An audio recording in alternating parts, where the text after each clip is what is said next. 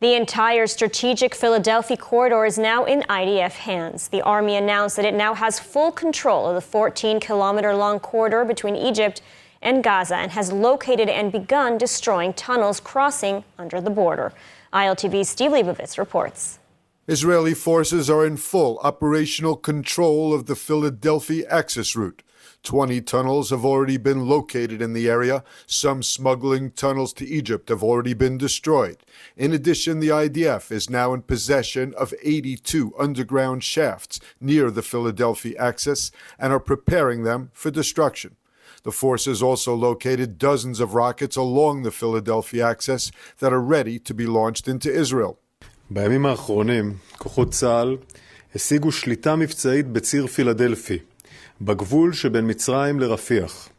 ציר פילדלפי שימש כצינור החמצן של חמאס, דרכו חמאס עסק בהברחות אמל"ח לשטח הרצועה באופן קבוע. The IDF says that Hamas deliberately placed rockets at a very short distance from the Philadelphia access, thinking that the IDF would not attack them that close to the Egyptian border. חמאס ניצל את מרחב פילדלפי. הוא ניצל אותו ובנה את התשתיות האלה במרחק של עשרות מטרים בודדים מהגבול עם מצרים, בכדי שאנחנו לא נתקוף אותם. זה היה בסמוך של בין 10 מטרים ל-40 מטרים מהגבול, במיוחד באופן כזה שישראל לא תתקוף ליד הגדר עם מצרים. The capture of the strategic Philadelphia route is crucial, but it does not bring an end to the war. 5 IDF battalions are in the Rafah area, where slow but steady progress is reported while avoiding civilian casualties. Israel's national security advisor Tzachi Hanegbi said that he expected Israel's military operations in Gaza to continue through at least the end of the year. He dismissed the idea that the war would come to an end after the military offensive against Hamas in Rafah. And joining us now with more on the Gaza war on day 237 is Brigadier General in the Reserves Yossi Kupelwasser, Director of Research at the Israel Defense and Security Forum and former head of research in the IDF Intelligence Corps. Thank you so much for joining us.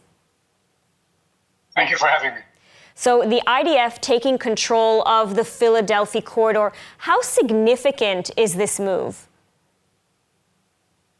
Well, I think it's very significant because finally we prevent Hamas from bringing in weapons from Egypt as they used to do for many, many years. And we are going to make it more difficult for them to smuggle people outside of Gaza, as they might have tried to do during the war. And by doing that, we make a statement that we are not going to allow this to happen in the future as well. Because I think taking control of the Philadelphia corridor is something that is going to stick for a long time. In other places, Israel enters and leaves. I don't think this is going to happen with the Philadelphia corridor. On the contrary, it's a little bit like the corridor we have established in the middle of the Gaza Strip, and we shall have to stay there. And that's a new situation. It's a new situation for Egypt. It's a new situation for the Palestinians and for Gaza specifically, and for Hamas specifically. And this is a very important development. Mm-hmm. And I think, now the question on everyone's mind is, the IDF is still maneuvering within sort of the bounds of what it's calling a limited operation. So I think the question really that everyone wants to know is, what's next? I mean, what does the IDF need to do now to reach its goals for this war? Well, I think, first of all, we have to finish dealing with the rest of the battalions of Hamas that are still deployed in Rafah and in the Jabalia refugee camp, in Deir el-Balah and in Nusayrat. There are still 4 places where you still have some organized power of Hamas, and we have to deal with them. So we shall have to eventually, gradually, cautiously, making sure that civilians are not hurt, deal with those challenges, including in Rafah itself. And this is going to be the first step that we shall have to accomplish and finish. And once we do that, the question remains, what are we going to do with the rest of the territory? I think that by finishing with the formations of Hamas, we managed to deliver the message that we won the war. But in order to convince everybody that Hamas is not coming back, and this is another thing that we have to convey to the population in Gaza and to everybody else, we shall have to control all of Gaza at the same time, because once we just enter here and there, the people of Hamas move from one area that is controlled by Israel to another area that is not controlled by Israel. That's why we shall have to, at least for a short period of time, control the entire territory, and then try to figure out what we're going to do in the day after. This is what we expect to do now. Actually, there was a meeting of the government or the cabinet today to discuss this issue, as time is up for such a discussion. Mm-hmm. Because, there's also mounting international pressure, of course, and even some domestic pressure for the end to the war after the Rafah operation. I mean, is this realistic? Netanyahu has repeatedly said Rafah is the key to victory. So after this operation, after Israel does, as you said, can Israel declare victory and end the war once, this operation is over? No, it can declare that it has finished the major military operations. I guess if it simultaneously operates in Deir al-Balah and Nuseirat, finishes up with the challenge of Jabalia refugee camp, we can declare that this is the end of major operations. But we shall have to continue the war, because we have still in front of us a lot of work of cleaning the Gaza Strip from the Hamas terror infrastructure and making sure that Hamas civilian wing is not in control of the population of Gaza. So we still have more targets for the fight in Gaza. It's not anymore. It's not going to be anymore the major military operations, because we're going to finish with the major formations of Hamas, and it's a different kind of warfare. But this is what's going to happen. And I say, taking over Rafah and the Philadelphi corridor are necessary conditions for victory, but they are not sufficient conditions. We shall have to keep working in order to be able to say that we finished the war. That said, in the context of what's happening in the north, I think that since we shall be able to finish the major operations, we can start to have greater attention to what's happening in the north, and making sure that the situation in the north gets better. And also from the point of view of Hezbollah, once we finish the major operations, they can also look at what happened in Gaza as a done deal, and maybe have lesser appetite to continue their efforts in the north. All right, Brigadier General in the Reserves, Yossi Kuperwasser, thank you so much for your analysis today. Thank you. And moving on to U.S.-Israel relations, as U.S. Senator Lindsey Graham was in Jerusalem this week pledging U.S. support against the International Court of Justice, which he called a joke. Meanwhile, the Biden administration has said its Israel policy remains unchanged in the wake of the Rafah operation. And the U.S. will today boycott a UN tribute to deceased Iranian President Ibrahim Raisi. All the details in the following report. The United States will boycott a United Nations tribute to Iranian President Ibrahim Raisi, who was killed earlier this month in a helicopter crash. Raisi, known as the Butcher of Tehran and a possible heir to the Ayatollah Khamenei, will be honored by the 193-member General Assembly in New York on Thursday. A U.S. official told Reuters that the UN should be standing with the people of Iran, not memorializing their decades-long oppressor, who was involved in numerous human rights abuses and the killing of thousands of political prisoners. The United States earlier expressed its official condolences for Raisi's death, a move which was condemned by many Republican and Democratic members of Congress. One such Republican was U.S. Senator Lindsey Graham, who was in Israel this week and met with Prime Minister Benjamin Netanyahu in Jerusalem on Wednesday. Graham expressed his deep support for Israel and slammed the International Criminal Court over arrest warrants against Israeli officials. There are so many problems and challenges to overcome, but one of the problems you never have to worry about is America. I promise you that we will do all we can, Mr. Prime Minister, to hold the ICC account for this outrage against the people of Israel. A slap in the face to your judiciary. To International Court of Justice, you're a joke. The head judge of the ICJ is a raving anti-Semite. Thank you. Meanwhile, the Biden administration said Wednesday that the incident in Rafah on Sunday would not change its Israel policy. U.S. Secretary of State Antony Blinken called the incident horrific and urged Israel to investigate. Blinken also urged Israel to develop a plan for Gaza for the day after, cautioning that its absence could derail the gains Israel had made against Hamas. Experience the power of truth with ILTV News. If you're looking for quality content and captivating visuals, join our news community and become an integral part of our team as we embark on a mission to unveil the real Israel, dismantling the web of lies and misinformation that surround reporting on Israel. By subscribing to ILTV News, you will not only have access to the latest updates, but you will also amplify our message, creating a ripple effect that carries the truth far and wide. Subscribe today and help reshape the narrative. Available on the web, Android, and Apple. The Islamic Republic of Iran's supreme leader, Ayatollah Khamenei, penned a letter to U.S. university students today with an expression of empathy and solidarity. He said, "Dear university students in the United States of America, you are standing on the right side of history." He added that you are now a part of the resistance front. Yes, you heard that right. The man who is responsible for oppressing the people of Iran, for murdering hundreds of Iranian women and young men just this past year alone, the man who is the largest sponsor of terrorism on the globe, who is responsible for untold executions, stands with you, American college students. Really? Well, what does that say about your worldview? That your protests against Israel are 100% aligned with one of the most evil men in history, one of the ultimate oppressors who murders women for not covering their heads, or men because they identify as LGBTQ. And yet you and him are now standing side by side, sharing the same ideals, sharing the same worldview. Maybe it's time you start re-examining that view, because if Ayatollah Khamenei stands with you, then you are most definitely not on the right side of history. And moving on, 2 Israeli soldiers were killed last night in a terrorist car ramming outside Nablus. The terrorist driver fled toward Nablus with IDF troops in pursuit.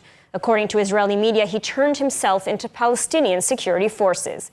He has not yet been handed over to Israeli authorities. The attack took place between the Hatmal Shomron junction and the Israeli community of Itamar. The fallen soldiers were named as Staff Sergeant Elia Hillel, 20 years old, from Tel Zion, and Staff Sergeant Diego Halsaj, 20 years old, from Tel Aviv. May their memories be a blessing. And in another terror incident, masked Hamas terrorists opened fire with automatic weapons from Tulkarem in Samaria at the central Israeli town of Bat Hefer. There were no injuries, and residents of the town east of Netanya demanded that security forces take action. ILTV's Steve Leibovitz reports. Masked terrorists from Tulkarem opened fire with automatic weapons at Bat Hefer, an Israeli village east of Netanya. IDF forces rushed to the scene and scanned the area. No further security threats were found, and the IDF is working to locate the shooters. Hamas said it committed the attack in response to an IDF airstrike in Rafah that targeted 2 senior Hamas leaders who directed terror operations in Judea and Samaria from the Gaza Strip. The shootings did not cause any casualties. In a separate incident, some 30 Palestinians advanced toward Bat Hefer after they managed to climb over the security fence from nearby Tulkarem. Security camera footage showed infiltrators climbing the wall using a rope and entering with vehicles on the other side. The IDF said it was aware of the problems with the security fence and was working to address the issue. The Army arrested 19 infiltrators near the fence. The Army said a new battalion and special units were established to protect the seam line. They're also looking into recent complaints by residents of Bat Hefer that tunneling sounds are coming from the direction of the Palestinian Authority-controlled areas near the Judea and Samaria security barrier. And nearly 9 months after the October 7th massacre and the revelation that members of UNRWA took part in terror attacks against Israeli civilians, the Israel Land Authority has demanded that UNRWA vacate its premises in East Jerusalem. The government also demanded the organization pay its debt of millions in overdue rent. All the details in the following story. The Israel Lands Authority has informed UNRWA, the United Nations Palestinian Refugee Agency, that it must vacate its premises leased on state-owned land in East Jerusalem within 30 days. Housing Minister Yitzhak Goldknopf announced the decision on Wednesday. several months after he initially formally requested to explore the possibility. The Land Authority also demanded that UNRWA pay some 27 million shekels, or around $7 million, in delinquent rent. Israel has reportedly turned a blind eye to UNRWA's violations of the land contract, but after October 7th and UNRWA members' participation in the massacre, the government decided to enforce the terms of the land lease. Israel has for years raised the red flag accusing UNRWA of complicity in terrorism, though after October 7th, the extent of this complicity was exposed. Several members of the agency participated in the October 7th massacre. Numerous Hamas terror tunnels, missiles, and weapons were found inside UNRWA facilities in Gaza, and thousands of UNRWA teachers were found to have praised the terror attacks, with some even calling for Israel to be eradicated entirely and replaced with a Palestinian state. As this information came to light, the United States and numerous European countries suspended funding for the organization, though some European countries have since resumed their funding. And moving on, Tzohar, a small agricultural community in the Eshkol region near the Gaza border, is about to receive some welcome assistance from abroad. Today, we're joined by Debbie Rosenzweig, a volunteer from the United States who has traveled here to Israel to lend a hand through Jewish National Fund USA and their Build Together initiative. This unique program brings volunteers from across the United States to work with residents of Israel's frontline communities like Tzohar. The volunteer program exemplifies the strong solidarity between the Jewish people in Israel and the diaspora. Let's hear more on this from Debbie Rosenzweig. Debbie, thank you for joining us. So, can you share what motivated you to sign up for the Volunteers for Israel program and travel all the way to Tzohar? Israel has always had a special place in my heart. From the time I was a little girl, both my parents were Holocaust survivors, and after the Shoah, they both traveled to Israel, where they married and lived for several years. The love and the intense devotion I have to the state of Israel prompted me to join this volunteer mission. I felt that I'm in the United States and the Giborim here that are dealing with this war need the support of those outside of Israel, the Jews in the diaspora. Coming to Israel and giving my support is the least I could do for everyone here, the brave soldiers and civilians who live here. And so what projects or work will you assist during your volunteer stint in this community and in Israel? Well, today I was involved in planting. We are doing repair work to repair the communities for the residents' return. We are preparing care packages for the soldiers, visiting with injured soldiers, visiting with the families of the hostages, and doing everything we can while we are here to show that we have your back. And thank you. Thank you to the Chayalim and to everyone living here who allows us outside of Israel to live safely. And you know, people often hear about making connections to Israel, but volunteering really puts you in the heart of an Israeli community. I mean, what has the experience taught you about sort of the togetherness between Jews in Israel and the diaspora? I feel that since October 7th, the connection between Jews in the diaspora and the Jews who live in Israel is even more intense. We are one. We are Am Echad. We have a special bond, and as an American, I feel that intensely. I feel that I have a responsibility to do anything I can to strengthen this connection so that the Chayalim, the civilians in Israel, never feel that they are alone without the support of those Ba'artzot Habrit and elsewhere in the world. All right, Debbie, thank you so much for joining us today. Thank you so much. This has been an absolutely incredible experience, and I'm honored to be here. And now, if you're not a new subscriber, you may remember the Hebrew word of the week, where each week, along with eTeacher, we learn a new Hebrew word and relate it to the Bible, current affairs, and our everyday lives. For more info on the Rosen School of Hebrew, please scan the QR code on your screen or click the link in the description. We're back with a new set of relevant words, but first, let's see what we've already learned. Welcome to Hebrew Word of the Week. I'm Ariella, and in this segment, together with eTeacher, we explore the beauty and depth of the Hebrew language. We'll learn a new Hebrew word or phrase and see how it's used in the Bible, current events, and everyday life. Today's Hebrew word is tefillah, which means prayer. In Hebrew, prayer plays a significant role in connecting with one's spirituality and expressing gratitude, hopes, and intentions. Tefillah is a word that carries deep spiritual meaning in Hebrew. It represents the act of communicating with the divine, whether in moments of reflection, gratitude, or seeking guidance. In Hebrew culture, tefillah is a fundamental practice. Prayers are recited in synagogues and also individually by Jewish people worldwide. Here are some examples of how the word tefillah is used in a sentence. Hatefillah hi derech להתחבר לאלוהים. Prayer is a way to connect with God. התפללתי לזה. I prayed for this. So if you're interested in learning more about the Hebrew language, check out eTeacher. This online and live course is the most established Hebrew language instruction institution. You can learn with a time-proven method for every level or start from scratch.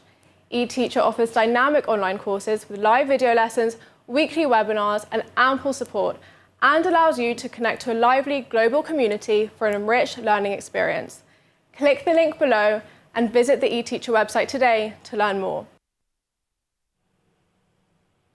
And in other news, the state comptroller and ombudsman of Israel, Netanyahu Engelman, has taken on a new position as the president of the European Organization of Supreme Audit Institutions, or EUROSAI.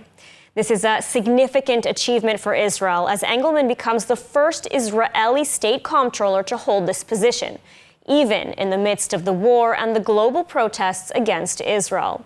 Engelman alluded to this as he expressed his gratitude to the nearly 50 member states. He said, especially during this difficult time after the severe terrorist attack Israel has experienced on October 7th, and with our hostages still in Gaza. He also said European acknowledgement of Israel's state comptroller's office was of great importance, as he is now the only senior public figure in Israel serving as the head of an international organization. And tonight's final story. How far would you go to honor a friend killed in the Hamas massacre on October 7th? Well, Israeli mountain climber Ran Kraus became the 11th Israeli to reach the summit of Mount Everest. And when he reached the top of the world's tallest mountain, he dedicated his trek to his friend Matan Lior, who was murdered at the Supernova Music Festival. Upon reaching the mountain peak, Kraus was photographed holding a flag emblazoned with a picture of his friend Lior. Lior was a well-known figure in the country's music scene and was working as a soundman at the music festival. And according to survivors, Lior's warning on the PA system allowed many to escape and survive the massacre. An incredible tribute.